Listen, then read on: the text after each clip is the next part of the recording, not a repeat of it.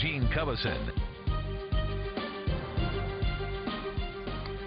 You know, candidates and advocates for and against ballot measures really like to know the score as their campaigns progress. So there's an industry of pollsters and strategists who team up to sort out the preferences and game plan political moves based on the results. And to walk us through all this, we are joined today by pollster John Nienstedt, president of San Diego's Competitive Edge Research and Communication, marking its silver anniversary, and veteran political consultant Chris Crotty, who on occasion has turned to John to get a competitive edge for his clients. True story? Absolutely. We will start with you, John, here. The question being, what are your concerns and priorities when you're setting up your sample audience and the questionnaire? It's very important how that's set up. Absolutely, very critical. What I want to really do is talk to the folks who are actually going to vote. There's a lot of folks who aren't going to vote. We know that political participation is not done by everybody here in San Diego. So, for instance, in a mayoral race, we know that in this election, probably 35 to 45% of the folks are going to vote. It's critical that I know who those folks are, and I'm talking to those folks to begin with. Of course, designing the questionnaire, very critical. If you don't ask the right questions, you're not going to get the answers that you can use. So both of those things have to work together, sample design and questionnaire design. Chris, we see a lot of times in the early polling that there is a sizable block of undecided voters. What point does it raise red flags for you? And you wonder what else needs to be done and said? Well, you always got to remember that the voters don't start paying attention to any election until about a month or so out. So, and a good portion of those voters don't make their minds up until they actually go to the polls. So when I work with John, I try to get in at the front end in terms of the types of questions that he asks, and then elicit from his numbers, you know, what it is that I can do to get those people to get out and make their minds up early and get to the polls. John, what do you encounter in terms of, especially when you ask sort of essay questions to draw out a little more elaborate answers, what about their candor, their biases, their actual lack of knowledge on an issue? How do you parse all that? Well, it comes back to designing good questions and then analyzing that data appropriately. You have to use the proper statistical techniques to understand what's in that data, to take the noise and get that noise out of there so you're looking at the true, unvarnished opinions of the electorate. So many times you get into a situation where you have a question where it might seem contradictory, the opinions that you're looking at might seem contradictory at the outset, but in reality, once you get down into the real solid numbers, you find that there's some truth there that you can use to create a better campaign. When you're on the side of a candidate campaign or a ballot issue campaign, compare and contrast your approaches in generalities. I don't want you to give away the store when your people are starting out as front runners or coming from behind. There's got to be a different approach when you're looking at the numbers saying, hey, are we in front or do we got to catch up? Absolutely, absolutely.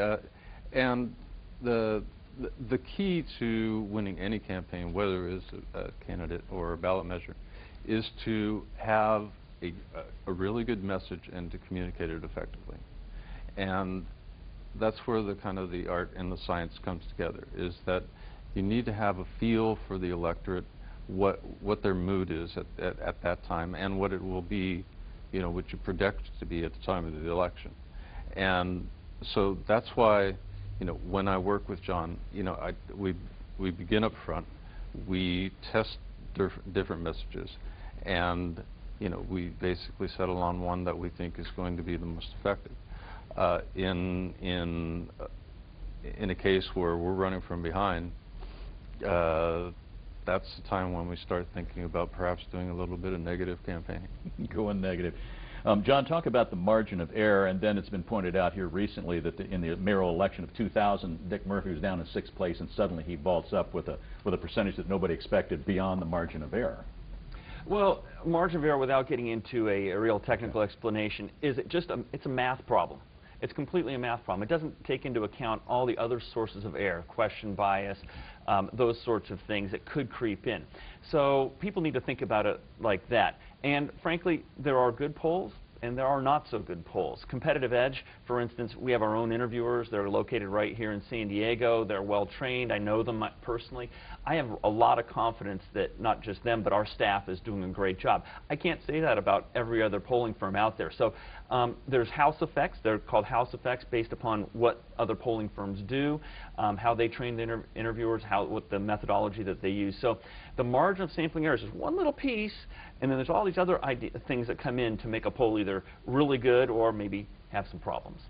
Chris, let's circle back to thinking about going negative, attack ads. There are upsides to that, and then there can be downsides if it backfires. What's your experience here? Absolutely. I think people misunderstand negative advertising.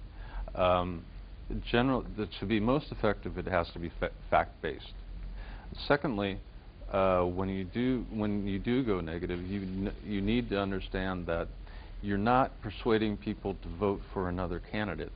You're trying to get them to stay home and not vote. And so if you have a group of people that you know are supporting your candidate or your issue, and they're solid, then you go negative and the numbers go down on both sides. But if you got the numbers go down on your opposition, you do get some blowback. So you need to do the math correctly. Last word here, 25 words or less. Well, the science of campaigning has improved tremendously over the last 30, 40 years. Competitive Edge has been here for 25 of those years, as you mentioned at the beginning.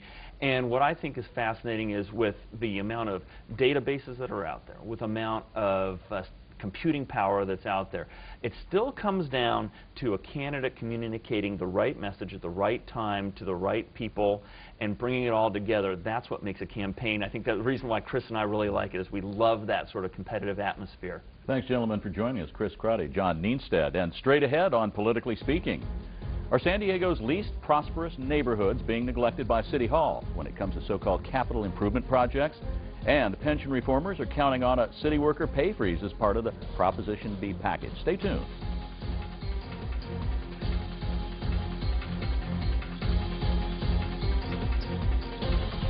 Women love men that are groomed to the max, but